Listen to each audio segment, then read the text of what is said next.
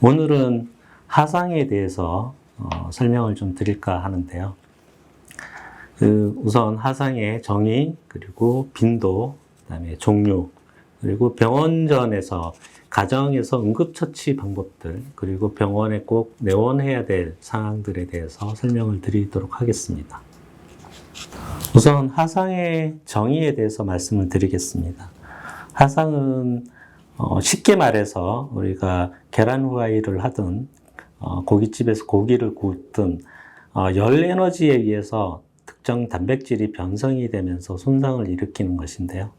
이렇게 따지면 좁은 의미로서는 직접적인 화염이나 고열에 의해서 피부계통의 조직들이 손상을 입게 되는 그런 상태를 이야기합니다. 하지만 넓은 의미로서는 이런 열 반응을 일으킬 수 있는 다양한 원인들, 전기, 화학물질, 자외선, 방사선, 레이저 같은 것들로 인해서 손상받는 부분들을 다 하상이라고 할 수 있겠습니다. 특히나 하상은 인간이 느끼는 고통 중에 가장 심하다고 알려져 있는 손상 중에 하나입니다. 집에서 아니면 일상생활에서 하상을 입었을 때 어떤 응급조치를 취하는 게 좋을 것인가? 첫 번째로는 우리가 열탕화상이나 하염화상들 마찬가지고 다 하기가 되는 원인이 되는 물질들을 제거를 먼저를 해야 되겠습니다. 해서 하상 부위에 있는 옷을 가위로 잘 잘라서 제거하는 게 중요하고요. 만약에 가위로 잘라서 제거를 할 때 이미 상처에 달라붙어서 떨어지지 않는다면 그 억지로 제거하지 말고 그 상태로 그대로 병원으로 오시는 게 중요하겠고요. 일단 하상 부위의 옷을 가위로 잘라서 제거하고 난 다음에 흐르는 물, 가장 좋은 거는 수돗물이라고 할 수 있겠습니다. 수돗물이 보통 10에서 18도 사이거든요. 그래서 10에서 18도 사이에 흐르는 물에 20분 정도 충분히 열기를 식히는 것이 가장 통증 감소하고 하상 상처의 진행을 억제하는 가장 응급처치의 중요한 부분이라고 할 수 있겠습니다. 시간이 지나게 되면 염증 반응으로 인해서 부종이 진행하게 되는데요. 그럴 때 장신구, 특히나 반지 같은 걸 끼고 있을 때는 제거하기가 힘들기 때문에 부종이 생기기 전에 장신구를 제거하는 게 중요하겠고요. 이렇게 물로 충분히 열기를 식힌 이후에는 상처보다 넓은 깨끗한 수건으로 잘 감싸서 병원으로 오시면 되겠습니다. 그 다음에 손가락과 발가락 사이에 하상을 입은 경우에는 손가락과 발가락 사이에 깨끗한 수건이나 헝겊을 대어서 손가락과 발가락이 서로 달라붙지 않도록 하고 병원으로 오시는 게 좋겠습니다. 일상적으로 생활에 어르신들이 하상을 입었을 때 취했던 많은 행동들에 있어서 굉장히 좀 피해야 될 행동들이 있는데요. 하상을 입었다고 해서 너무 차가운 물이나 얼음으로 직접 열기를 식히려고 하면 오히려 상처에 악화를 일으킬 가능성이 있습니다. 너무 차가운 물이나 얼음을 직접 대게 되면 피부 아래쪽에 있는 혈관의 수축으로 인해서 혈액 공급이 안 되어가지고 실제적으로 하상 상처가 훨씬 더 악화되는 결과를 초래할 수가 있고요. 그리고 강도무이한 부위에 너무 차가운 물이나 얼음으로 열기를 식히게 되면 저체온증에 빠질 우려가 있기 때문에 피해야 될 행동입니다. 또 한 가지는 잘못 알고 있는 민간요법들이 굉장히 많은데요. 소주 등의 알코올을 하상 상처에 부어서 열기를 식히려고 하는 행동이나 감자, 알로에, 치약, 참기름, 우소리기름, 제주도는 말기름이 유명하죠. 말기름 등을 사용을 해서 1차 치료를 하는 경우가 있는데요. 조금 위험할 수 있는 방법들입니다. 소주 등의 알코올이 피부에 닿게 되면 아까 말씀드렸던 피부 아래쪽에 있는 혈관들이 오히려 확장을 하면서 부종이 더 빨리 올 수 있기 때문에 좀 피해야 될 부분이고요. 그리고 알코올 성분 자체가 상처 부위의 통증을 더 악화시키기 때문에 피해야 됩니다.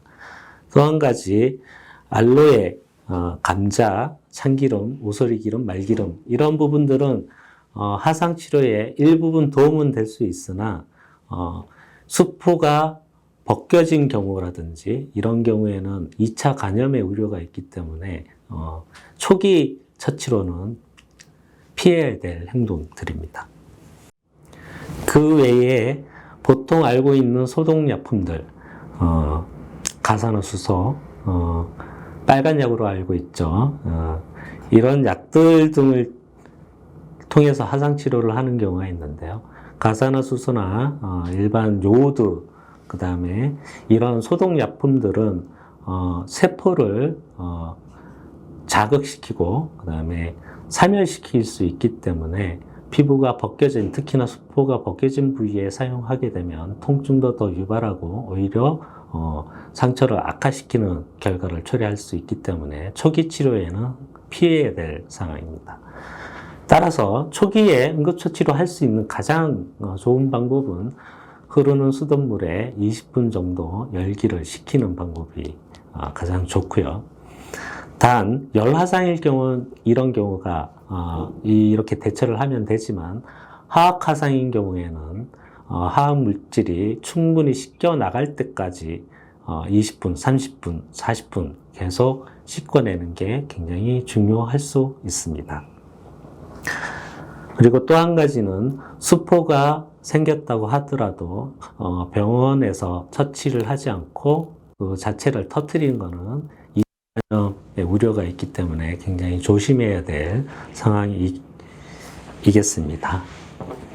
그렇다면 의사와 반드시 상담을 해야 될 하상의 상처는 어떤 것이 있을지 마지막으로 설명을 드리도록 하겠습니다. 아까 설명드렸듯이 하상을 입게 되면 2차적으로 부종이 발생하게 되는데요. 하상 부위가 조이는 듯한 증상이 나타나는 게 부종의 악화소견이므로 이런 경우에는 의사와 상담을 해야 될 것으로 보여지고요. 얼굴, 그 다음에 관절 부위, 그리고 생식기 부위의 하상은 치료가 어렵고 얼굴은 미용적인 문제, 관절 부위는 나중에 관절 운동장애, 생식기 부위에는 여러 가지 생식기의 기능장애를 유발할 수 있기 때문에 반드시 의사와 상담을 해야 되겠습니다. 그리고 아까 제가 본인 손바닥이 1%라고 했는데요. 입원을 해야 될 조건은 이 2도 하상이 10% 이상인 경우는 반드시 수액 치료도 해야 되고 입원 대상이 됩니다. 그리고 하상이 인간이 느낄 수 있는 손상들 중에 가장 심한 고통 중에 하나라고 말씀드렸잖아요. 그래서 통증이 조절되지 않을 경우에는 입원 치료를 권하게 됩니다. 해서 본인 손바닥으로 따졌을 때 손바닥보다 작은 범위라면 자가치료를 하는 경우도 되겠지만 보통 이 범위를 넘어서게 되면 의사와 상담하는 게 가장 좋은 방법이 되겠고요. 그 다음에 수포가 이미 벗겨졌다면 2도 하상에서 이미 수포가 벗겨졌다면 또 하나의 문제가 파상풍의 발생 위험도가 있기 때문에 반드시 의사와 상담을 요하게 됩니다. 겨울철이라서 하재 사고도 날 수가 있고요. 그리고 하상은 전반적으로 일상생활에서 안전불감증에 의해서 많이 생기게 됩니다. 특히 커피를 마시기 위해 커피포트에 물을 끓여놨다든지 컵라면을 먹기 위해 커피포트에 물을 끓였다가 엎지르면서 입는 경우가 굉장히 많습니다. 일상생활에 조금만 더 생활해서 주의를 기울여서 하상을 잊지 않고 건강한 겨울을 나기를 바라겠습니다. 감사합니다.